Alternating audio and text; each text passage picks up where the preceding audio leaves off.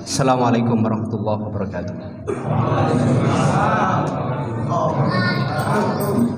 Alhamdulillah wassalatu wassalamu ala Rasulillah wa ala alihi wa ashabihi mawala wa la hawla wa la quwwata illa billah. Asyhadu an la ilaha illallah wahdahu la syarika lah wa asyhadu anna Muhammadan abduhu wa rasuluh. Allahumma salli wa sallim ala Muhammad wa ala alihi wa ashabihi ajma'in. Amma ba'du. Ma'asyar muslimin yang dirahmati Allah Subhanahu wa taala. Alhamdulillah malam hari ini malam yang kedua Allah berikan keberkahan hidup kepada kita untuk bisa menikmati bulan Ramadan. Mudah-mudahan sampai akhir nanti masih diberikan nikmat hidup di bulan Ramadan. Saya lupa membaca judulnya. Jadi nggak tahu judulnya. Ada judul tema tadi. Tapi alhamdulillah filenya masih ada di kepala saya. Iya. Coba begini. Saya pernah kasus membawakan materi ikhtilaf dalam mazhab di sebuah masjid. Belum rame YouTube. Itu setelah itu saya didudukkan dan diinterogasi. Ini Ustadz masuk golongan mana ini? Saya khawatir nanti setelah ini saya duduk lagi diinterogasi. Setelah itu saya tidak diundang. Tapi alhamdulillah saya yakin materi ini karena melihat ada latar belakangnya, terutama terkait ibadah puasa pada bulan ini. Di mana ibadah puasa pada bulan ini kita alhamdulillah kebetulan disamakan oleh Allah Subhanahu wa taala. Tetapi kemungkinannya nanti berakhirnya itu kemungkinan berbeda. Nah, makanya pentingnya membahas ikhtilaf di dalam mazhab mungkin itu supaya nanti ketika berbeda tidak saling cakar-cakaran atau saling tutup masjid dan lain sebagainya. Begini, fenomena ikhtilaf di dalam mazhab itu menjadi rusak ketika diberikan identitas. Artinya perbedaan di zaman ulama dari 4 mazhab yang sekitar tahun di masa tahun ketiga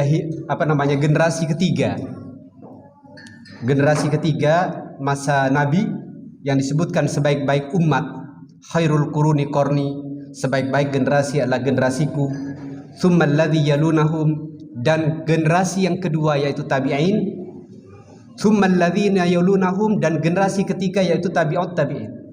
Dan para imam mazhab ini hidup di generasi antara kedua dan ketiga. Imam Abu Hanifah itu sekitar 80 Hijriah. Imam Malik baru Imam Syafi'i baru Imam Malik baru lahir. Kemudian 150-an Imam Syafi'i baru lahir dengan Imam Ahmad. Sampai 200 Hijriah. Perbedaan ini telah terjadi di zaman mereka, lalu di zaman kita perbedaan itu diberikan identitas. Kalau kunut nanti golongannya ini.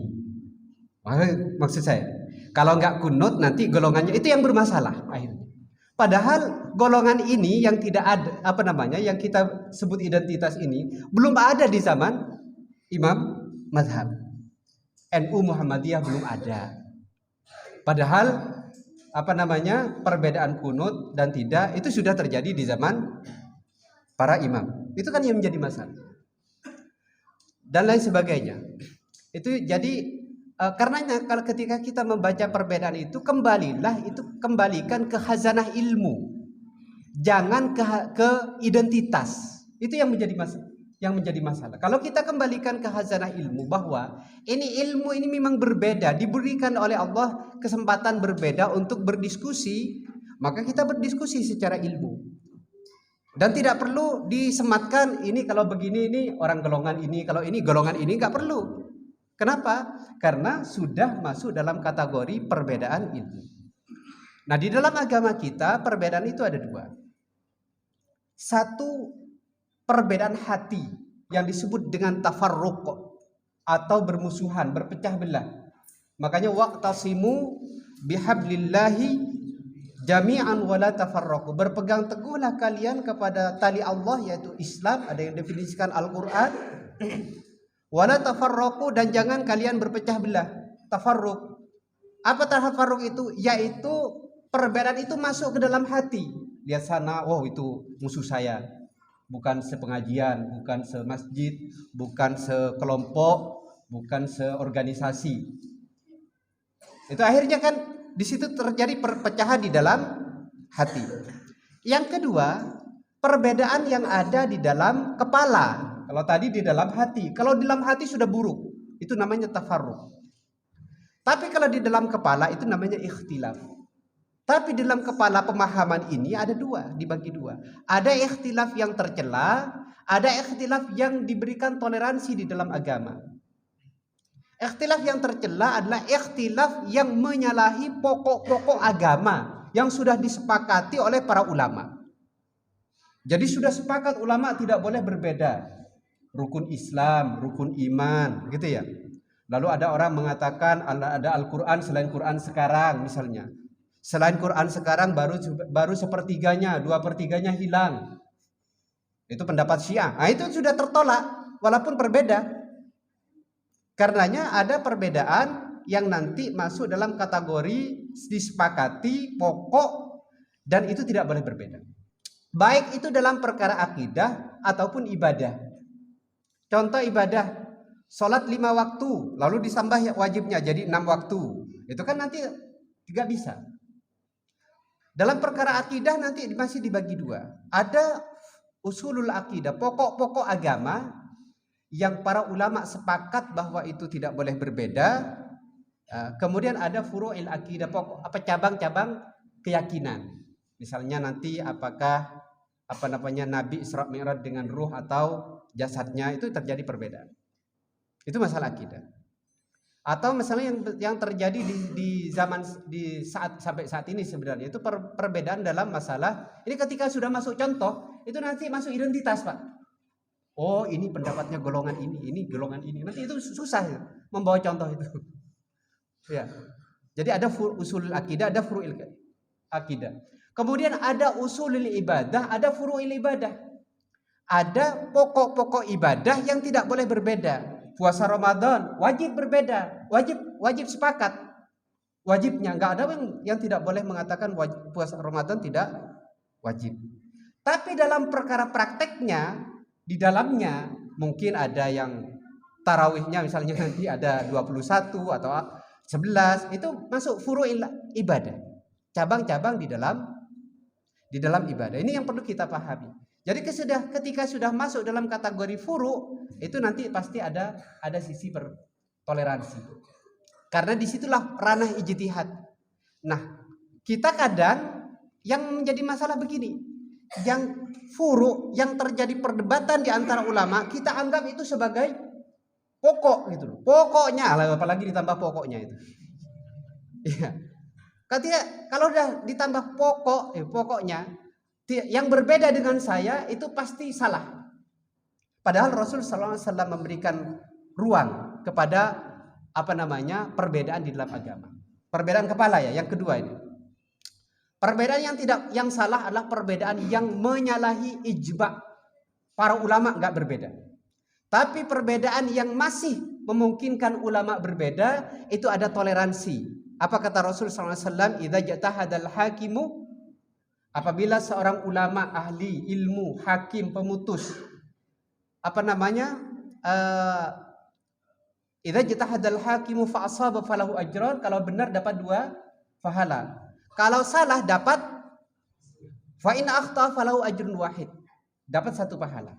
Jadi ada 2 istilah yang penting segini. Ada kalimat hak dan batil. Hak dan batil ini untuk sesuatu yang benarnya betul-betul benar. Nggak ada yang berpendapat salah. Nggak ada yang boleh. Ini pokok. Dan salahnya betul-betul salah. Tidak ada yang berani mengatakan itu benar. Itu pokok. Maka penggunaan hak dan batil itu untuk perkara yang pokok benarnya dan pokok salahnya. Sedangkan penggunaan untuk yang kemungkinan benar, kemungkinan salah itu disebut akhta fa ashab. Ya. Shawab dapat 2 pahala, benar, tepat bahasanya ya, kalau dalam bahasa terjemahannya ya. Kalau ijtihad ulama itu tepat, ya, maka dia dapat 2 pahala. Kalau dia tidak tepat, susah, bahasa kita itu susah, Pak. mendefinisikannya.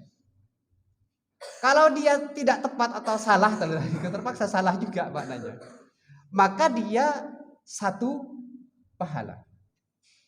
Dalam kasus misalnya bulan Ramadan, Nabi hanya bersabda sumu li ru'yatihi, puasa karena melihat bulan. Melihat dulu ya dengan kepala.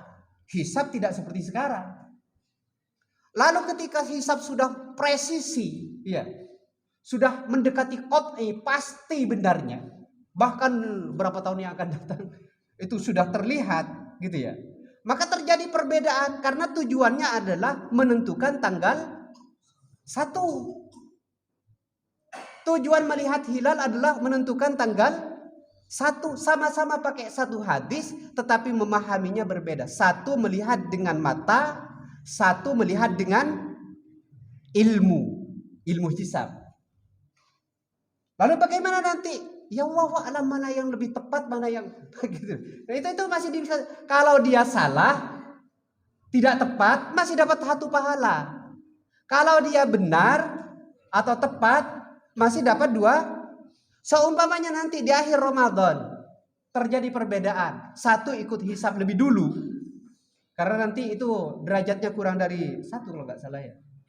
Dan kemungkinannya akan berbeda pendapat dengan yang melihat dengan mata, ya kan? Yang dengan melihat mata kan nggak mungkin 1 derajat bisa dilihat. Tapi dengan ilmu itu bisa ditentukan. Itu tanggal 1 sudah. Makanya dengan begitu itu, kalau begitu orang yang menentukan tanggal 1 lebih awal, kira-kira kalau salah itu dosa nggak? Ya nggak dosa. Wong di 1, kalau wa in akhta falahu ajrun wahid. Kalau dia salah dia dapat 1 pahala. Artinya yang berhari raya lebih dulu itu pasti masih dapat. Kalau salah, ya mudah-mudahan benar ya. Gitu ya. Gitu. Ini saya jadi. Kalau benar, alhamdulillah dapat 2 pahala. Benar berijtihadnya 1 pahala, lalu tepatnya 1 pahala. Kalau salah, ya dapat pahala bersungguh-sungguhnya berijtihad. Tapi salah, ya sudah dapat 1. Mau salahnya jadi gitu ya. Karenanya nanti kalau ada yang mengatakan, kamu kok puasa? Sekarang waktunya hari raya. Nah, itu nanti tafarruk nanti di sini. Enggak usah dah. Sikapnya nanti ada sikap yang penting bagi kita. Terakhir, bagaimana menyikapi perbedaan? Ini banyak Pak turunannya kalau dibahas Pak. Termasuk keamalan-amalan harian yang kita tengkar setiap hari itu. Itu aslinya semuanya ada dalil hujahnya. Saya di Libya 4 tahun di syariat. Itu membahas kitab Muqaranatul Madhab. Apa namanya? Perbandingan madhab. Namanya kitab Bidayatul Mujtahid wa Nihayatul Muqtasid. Itu dosen kalau datang dia cuma melambai lalu ditulis sampai mana sekarang? Oh, pendapat ini dalilnya, madhabnya ini, apa namanya? Hukumnya ini, dalilnya ini, hukumnya ini, dalilnya ini. Mana yang lebih kuat ya terserah kalian. Terus lalu ada berkata, mana yang lebih dekat sunnah? Yang begini ini gak usah ditanya yang lebih dekat sunnah. Dekat sunnah kan menurut saya. Menurut dia kan gak dekat dengan sunnah. Artinya itu masih persepsi masing-masing. Ya kalau mau engker-engker ya terus silakan gitu maksud saya. Ya sudah. Nah, sikap yang terbaik itu adalah kalau kita sudah masuk dalam ranah apa namanya? Perbedaan mazhab, perbedaan pendapat, terutama 2 organisasi yang juga sama-sama punya ulamanya gitu ya. Maka sikap yang terbaik 1. Perbedaan pendapat itu disepakati oleh para ulama, la inkara fil ijtihad. Tidak ada pengingkaran dalam perkara-perkara ijtihad. Kalau diskusi oke, tapi jangan diskusi di depan umum. Nanti pasti ada pendukungnya kelompok sana, pendukungnya kelompok sana. Terus yang diskusi rukun, yang pendukungnya nanti tengkar nggak selesai-selesai. Makanya saya pernah di debat di habis itu saya pernah menyampaikan sesuatu yang nggak cocok begitu di sebuah khutbah. Saya tarik orang itu ke dalam ke ruang takmir. Oke, diskusi di dalam saja. Kalau enggak, nanti diskusi di forum luar, ya sudah, nanti keluar kebun binatang antar pendukung itu. Kan sudah tafarruk itu. Sudah perpecahan kan? Sedangkan kita para ustadz dan para ulama diperintahkan oleh Allah untuk menjaga persatuan. Persatuan itu tergantung ustadznya, tergantung ulamanya. Kalau ulamanya mendekatkan perbedaan, umatnya ikut. Iya kan? Kalau ustadznya yang punya masa juga gontok-gontokan dengan sesama ustadz, umatnya juga ikut juga gontok-gontokan. Karenanya penting bagi kita satu, tidak ada pengingkaran dalam perkara ijtihad. Maka tidak ada istilahnya amar ma'ruf nahi mungkar dalam perkara masalah ijtihad para ulama. Itu yang pertama. Yang kedua, sikap yang harus kita ambil untuk diri sendiri. Itu harus hati-hati betul mana kira-kira yang menurut kita, ilmu kita itu mendekati Rasul sallallahu alaihi wasallam. Misalnya dalam kunut subuh. Ini kunut subuh. Sebagian kita dalam mendefinisikan menyampaikan hujah orang lain itu enggak sebenarnya hujah. Supaya kelihatan hujah kita menang. Ya kan? Disampaikan, oh kalau hujahnya ini pendapat ini begini, ini hadisnya lemah, kemudian kalau yang benar ini begini. Tapi kalau sesama ustadznya yang juga punya pendapat itu baru kelihatan asli kuatnya. Contoh Imam Syafi'i rahimahullah. Kenapa dia berkunut subuh? Itu bukan karena hadis dhaif. Dia hanya berpendapat bahwa kalau puasa Senin Kemis juga bisa sunnah seterusnya. Padahal Nabi tidak seterusnya puasa Senin Kemis. Kalau sholat duha bisa sunnah seterusnya. Padahal Nabi tidak setiap hari sholat duha. Maka sekali saja Nabi kunut subuh, maka juga sunnahnya bisa seterusnya sebagaimana Senin Kemis, sebagaimana duha. Lalu membawa ada hadis pendukungnya ternyata dhaif gitu loh. Misalnya qanat Rasul sallallahu alaihi wasallam hatta anfarqad dunya. Nabi kunut sampai beliau meninggal dunia. Itu hadisnya kan dhaif itu. Nah, dianggap itu hujahnya. Padahal itu hanya hujah pendukung. Tetapi Imam Ahmad enggak. Nabi kunut itu karena ada nazilah, ada sebuah peristiwa. Itu perdebatannya.